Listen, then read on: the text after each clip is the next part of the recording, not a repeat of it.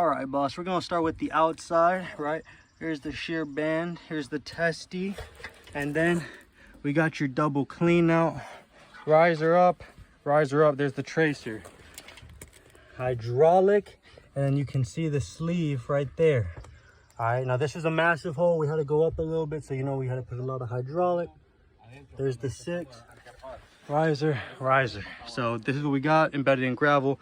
This is the outside portion. So Jose used the gravel that we took out for the embedding of it, because this is all gravel, so it has the support. So you can see the front goes there, and it goes downhill 3 to 4 through the sleeve, and you can see that it's hydraulic. All the letters are facing the same direction, by the way, just in case you were curious. This has fall. Now, of course, the rest of this pipe that goes down, we're able to connect, but you know that pipe is straight.